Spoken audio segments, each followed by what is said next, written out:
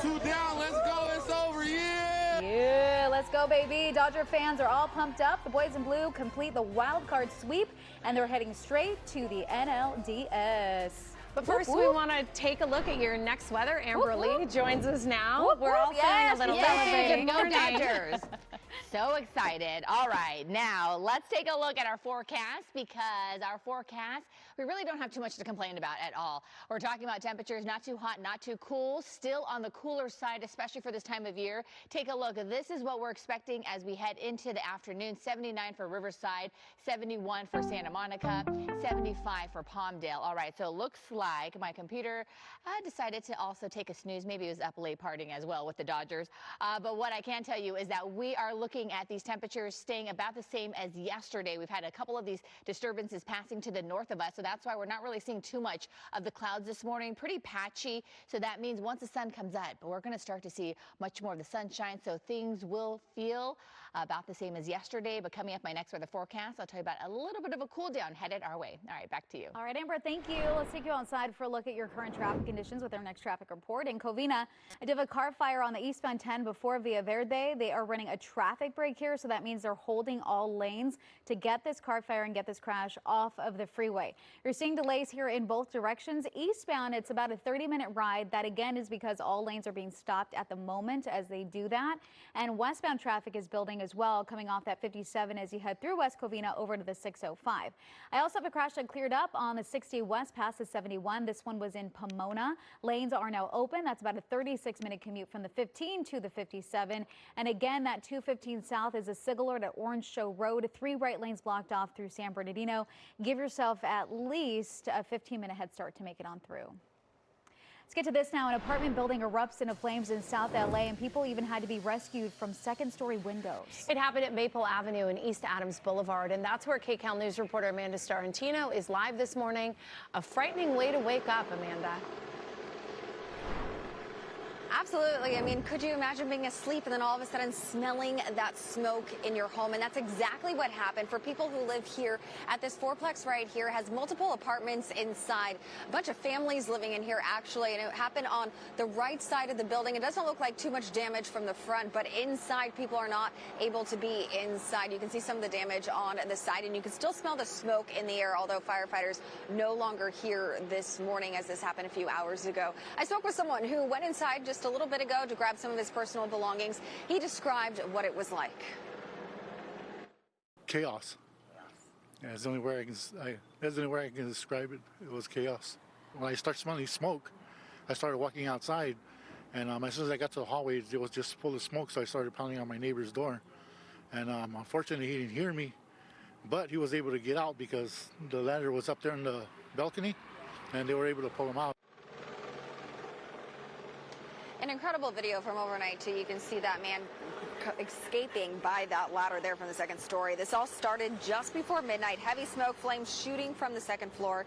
Neighbors were actually yelling, telling people to try to calm down, but it was obviously a very chaotic and frightening time for everyone involved. Firefighters rushed in, pulled out as many as 6 people. We're told 3 men, a woman, a child, and a senior all had to get out. Several people were checked for some smoke inhalation right here at the scene, and at least 2 people were taken to the hospital. By about 12:30, crews had the flames knocked down, but they stayed on scene working on hot spots and coordinating with building safety. Police also closed nearby streets for a little bit to keep people back. And residents tell me one apartment unit is completely destroyed this morning. The others pretty much just trash. If you come back out to us live here, you're taking a look at this building, still standing here. People shouldn't be inside, and the residents here, they're actually just sitting in the back of their car over there waiting for Red Cross to arrive to offer assistance to them and hopefully some shelter as well, because a lot of them don't know where they're going to go at this point. We know arson investigators will be here in a little bit as well, trying to figure out the cause of this fire, because right now people still just do not know what happened. But obviously a very scary situation here, but thankfully everyone inside is going to be okay. Live in South Central, I'm Amanda Starantino, Kcal News.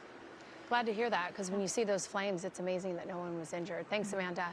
More developing news. A car crashes right into a home, and our assignment manager, Mark Lewis, at the desk with the video. Mark. Yeah, so Christina's car went right into the wall of this home, actually made it through. The driver stayed behind, but did show signs of impairment, so police are going to do a blood draw at the hospital. Take a look at the video. This is a home at 71st and Gramercy Place in the Chesterfield Square area, and it was about 10:30 last night. LA City firefighters responded here along with LAPD for the report of a car crash. When they arrived, they found that dark-colored sedan into the wall of this home. You can see there is some pretty serious damage to that wall there. Now, that dog, that actually does not belong to the car. It belongs to the house. The family that was at this home got out. They're all okay. The driver here, only described as a man, did stay at the scene and was taken away to the hospital with some minor injuries. He's going to be okay, but apparently he was showing signs of impairment of some kind, so LAPD is very likely going to do a blood draw at the hospital to figure out if that driver was impaired, driving under the influence. If so, he'll probably be placed under arrest. And now Building and Safety is going to come out and look at that home to see if it is still safe to occupy. Very likely it will be, but whoever's going to be in that room there's going to be some damage on the side of the house. That's it here from the desk. We'll send it back to you.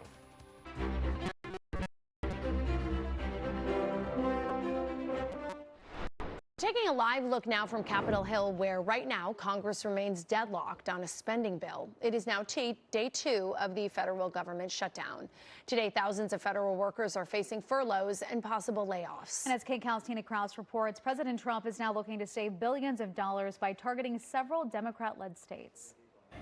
Around the country, signs of the federal shutdown at government buildings and national parks. Around San Francisco, tourists hoping to enjoy historical sites found only closures. My first time, so I'm a bit gutted. In the nation's capital, falling foot traffic means fewer customers for this food truck owner. Right now, I don't make nothing, only 3 customers. I have 3 customers. Capitol Hill is also quiet today, with lawmakers observing the Jewish holiday of Yom Kippur. More votes on a funding bill to reopen the government are expected Friday. This could have been avoided. Party leaders are dug in. Republicans want to pass the Clean House GOP bill to fund the government into November, but Democrats are not backing down from their demand to extend health care subsidies. We are ready to sit down with anyone at any time and at any place. President Trump last night urged Republicans to use the shutdown to, quote, clear out dead wood, waste, and fraud. The president also moved to block billions of dollars in funding for infrastructure in New York and climate projects in 16 states that voted for his opponent in the 2024 election.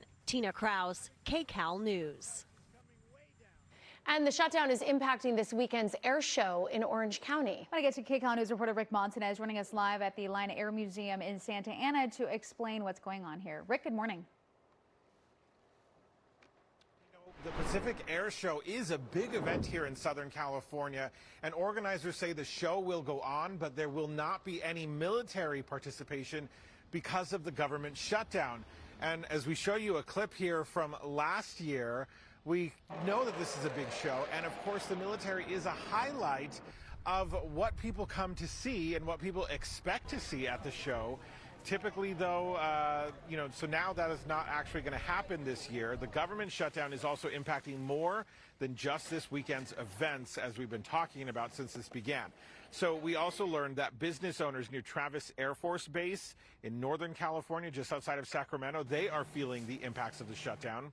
At Mahogany Soul Food in Fairfield, owner Cammie Johnson says 90% of her customers work at Travis, and it appears that there's about 10,000 active duty military members there and another 10,000 civilian members in the area who are employed by Travis Air Force Base, and they are not getting paid during the shutdown. It could have a huge impact to local business. Johnson told our colleagues at CBS Sacramento that it feels a lot like the COVID shutdowns. If I can make it through the pandemic, I'm going to take out those resources and all of the notes that I had during that time, and we're going to go back to that, and we're going to use that as our reference guide moving forward. So we also know that there is financial assistance available for some military members who find themselves struggling because they are not getting paid. If this shutdown continues to go on for a while, they'll have to talk to their commanders about getting access to that. In the meantime, we want to point out that we're expecting a news conference here at the Air Museum later this morning so we can talk to organizers about the Pacific Air Show and see how the show is adjusting because military participation will not happen this year. Reporting live in Santa Ana, I'm Rick Montanez, Kcal News. Rick, thank you so much. And stay with Kcal News and KCALnews.com as we track the impact of the shutdown. Ahead at 7, we'll speak with an expert who will dive into healthcare provisions at the center of that deadlock. Hey, Kalina, do you know what time it is? It's time to talk about the Dodgers. It is time to talk about the Dodgers because they are headed to the National League Division Series, if you didn't already know. I know, seriously, and we're all dressed in blue. Boys in blue beat the Cincinnati Reds 8-4, sweeping them in the Wild Card Series. Take a look.